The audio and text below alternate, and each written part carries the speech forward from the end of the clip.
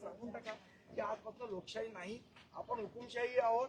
आणि जे आम्ही तुम्ही पोस्ट टाकायची नाही, तुम्ही काही लिहायचं नाही, तुम्ही काही बोलायचं नाही, सगळ्यावर बंदी आहे. तुमचे अधिकार सगळे काढले ते एकदा आम्हाला सांगून टाका.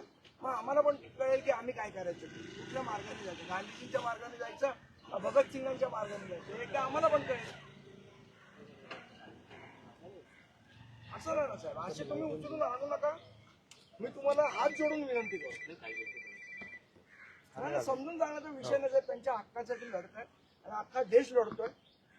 ठीक आहे, तुम्ही तुमचं काम करताय, कर्तव्य करताय, आमचा हात जोडून त्याला सल्ला नाही. पण आमचीही काही कर्तव्य आहेत, आमचीही काही म्हणणं आहे, तेही सरकारने ऐकले पाहिजे. तुमची भूमिका तुम्ही निभवा, आमची भूमिका आम्ही निभवा. अशा प्रकारे इलिगल डिटेन्शन करू नका ही विनंती.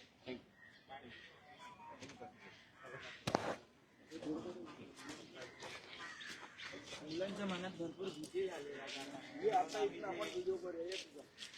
जे काय प्रोटेस्ट होतं ते अंडरग्राऊंड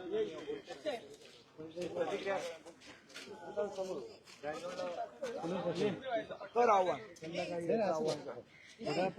जय हिंद,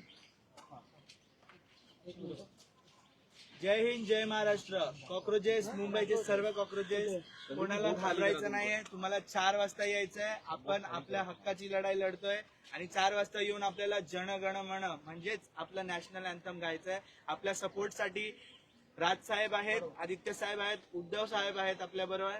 आणि तुम्हाला कोणाशी घाबरायची गरज नाही, कारण का आपण आपली हक्काची लढाई लढतोय. आणि Dharmendra Pradhan, you should resign. मी करतो पोस्ट.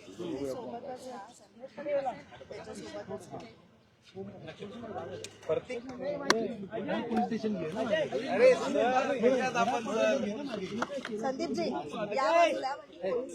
अजय भूमन केलेस.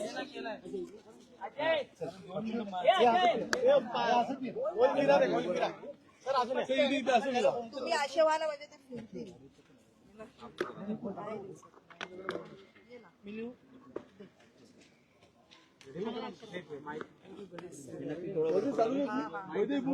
संदीपजी, आज तुम्ही बडा या ठिकाणी पोलीस स्टेशन मध्ये आलेले आहेत. खरं तर जे आंदोलन 2-3 दिवसापासून आम्ही पाहतोय की मुलांना मोठ्या प्रमाणात न काही विचारता किंवा काही नोटीस न देता डायरेक्ट उचललं जात आहे, डिटेन केलं जातं.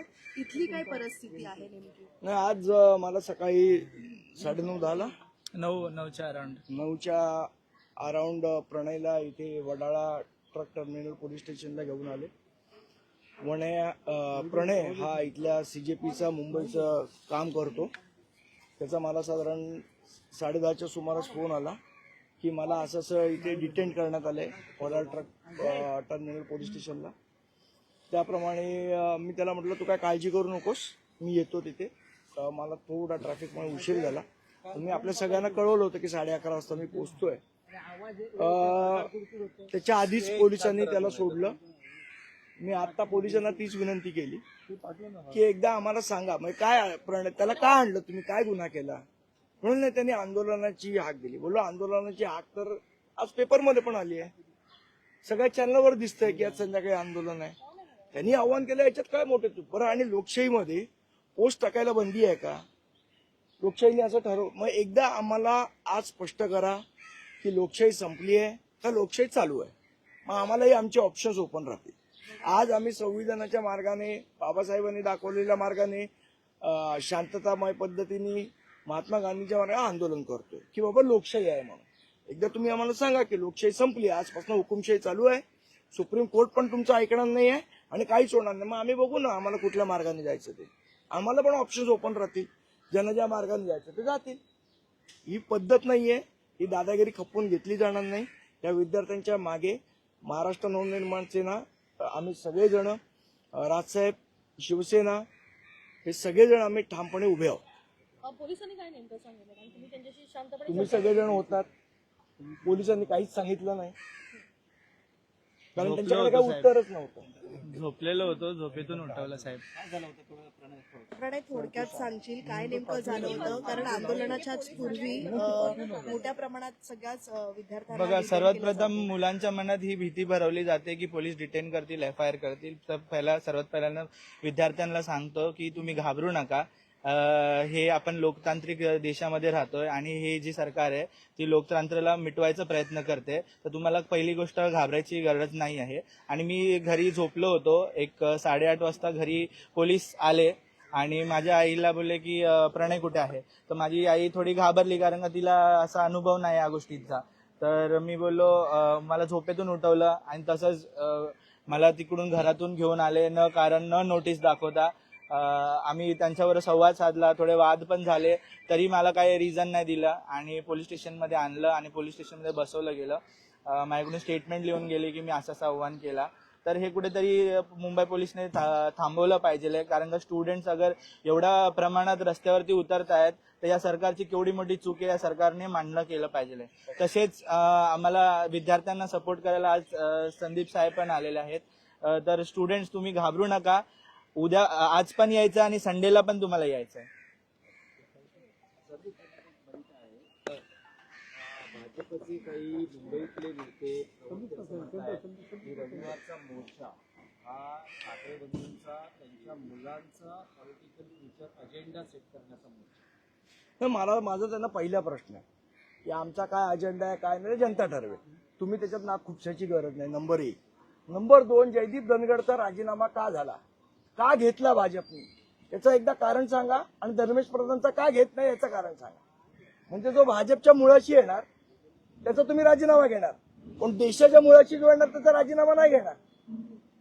आणि मग तुम्ही म्हणता ना की काय राष्ट्र प्रथम पार्टी बाद में, मग पार्टीच्या मुळाशी आल्यानंतर राजीनामा प्रथम घेता आणि देशाच्या मुळाशी आल्यानंतर राजीनामा घेत नाही, याचं कारण काय. तर आपण जर बघितलं तर कालपासून संपूर्ण मुंबईमध्ये कलम 144 लागू आहे, जमावबंदी आहे.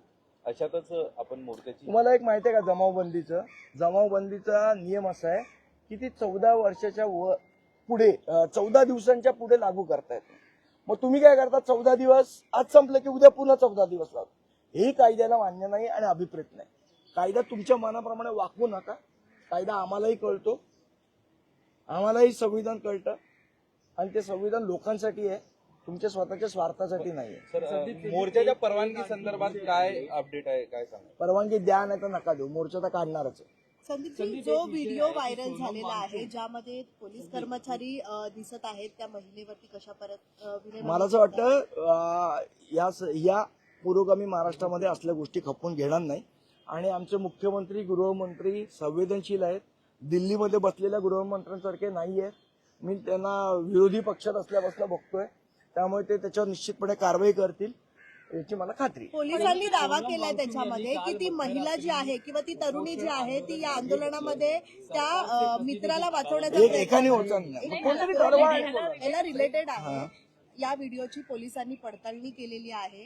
जो कार्यरत असलेला पोलीस हवालदार आहे हा शिवाजी पार्क मधलाच आहे आणि आंदोलन सुरू असताना ज्या तरुणाला पोलीस पकडायला जात होता त्याची कॉलर त्यांनी पकडलेली आहे आणि ही तरुणी त्याच्यामध्ये आलेली आहे. अटकाव करण्याचा कुठेतरी मला असं वाटतं ह्या सगळ्या व्हिडिओची चौकशी करतील आणि पोलीस योग्य ते कारवाई करतील. मी तुम्हाला सांगितलं आपले गृहमंत्री संवेदनशील आहेत, याच्यावर अजूनपर्यंत तरी माझा विश्वास आहे आणि ते त्याप्रमाणे वागतात. पण भाजप सर्वसरळ करते की निळ्या शर्टवाल्याची कॉलर जी आहे ती पोलिसांनी भाजपचं सोडावं, ते मूर्ख लोक आहेत. संदीप, एक विषय आहे की सोनम वांगचुक यांनी काल रात्री उशिरा मध्यरात्री आंदोलन मागे घेतलं, उपोषण त्यांचं मागे घेतलं. ज्या व्यवस्थेविरुद्ध, ज्या सरकार विरुद्ध काही प्रश्न होते विद्यार्थ्यांचे, त्या व्यवस्थेचेच मंत्री सोनम वांगचुक यांचं उपोषण नाही ठीक आहे. आता हे बघा, एक तर त्यांच्याबद्दल काय झालं म्हणजे त्यांच्यावर काही प्रेशर आणला, दबाव आणला, काय झालं माहित नाही, कारण त्यांची कोणाचीच भेट होऊ देत नाही. पण ठीक आहे, त्यांनी 26 दिवस उपोषण केलं, या गोष्टीला आमचा सॅल्यूट आहे. आपण 26 तास उपाशी राहू शकत नाही. तो माणूस बिचारा 26 दिवस उपाशी राहिला. त्यांनी त्यांचा लढा दिलेला आहे, आम्हाला पूर्णपणे आधार आहे. पण याचा अर्थ धर्मेंद्र प्रधानांचा राजीनामा होणार नाही अशी गोष्ट नाही. जोपर्यंत होत नाही तोपर्यंत जी विद्यार्थ्यांची चळवळ आहे त्या चळवळीला आमचा पाठिंबा राहील. आणि मुळात काल मोदी साहेबांनी काय सेल्फी व्हिडिओ काढला त्याचंही कौतुक. नाही, पण मोदींचं जे निवेदन आलेलं आहे त्यात ते म्हणतात की पुढच्या आठवड्यात संसदेत ऐका ना, तो त्याच्यावरच येतो मी की फास्ट ट्रॅक कोर्ट स्थापन करू आणि मग त्या सगळ्यांना शिक्षा होईल. ज्या सुप्रीम कोर्टाला मुलांवर झालेल्या अत्याचाराचे व्हिडिओ बघायला वेळ नाही, जो सुप्रीम कोर्ट त्या शिवसेनेचा जो हे चाललाय त्याचे 4-4 वर्ष निकाल देत नाही, ते कोर्ट या गोष्टीमध्ये न्याय देईल. जो सुप्रीम कोर्टाला राग आहे म्हणजे जस्टिस सूर्यकांत साहेबांच्या चेहऱ्यावर दिसत होता जेव्हा ते आलं त्यावेळेला. ते म्हणतायत या विद्यार्थ्यांना झुरळ. त्या कोर्टाकडनं न्यायाची अपेक्षा कशी ठेवणार याचं उत्तर एकदा आम्हाला द्यावं. फास्ट ट्रॅक मध्ये न्याल आणि फास्ट ट्रॅक मध्ये नेऊन न्याय मिळेल याची अपेक्षा कशी ठेवायची जेव्हा बायस लोक वर बसलेत तेव्हा. नाही सर, त्यात म्हणणं असं आहे तुमचं की पुढच्या आठवड्यात संसदेत विधेयक आणलं जाईल, पेपर फुटीच्या संदर्भात कायदे अधिक कडक केले जातील. खरं ना, काय त्याचा आणि धर्मेंद्र प्रधानांच्या राजीनामाचा काय संबंध. गोष्टीला बगल देण्यात मोदी साहेब हुशार आहेत, ती बगल द्यायचा प्रयत्न करतायत. पण आता लोक ढळणार नाहीत. धर्मेंद्र प्रधानचा राजीनामा हा झालाच पाहिजे, त्याच्याशिवाय दुसरा पर्याय नाही. धन्यवाद.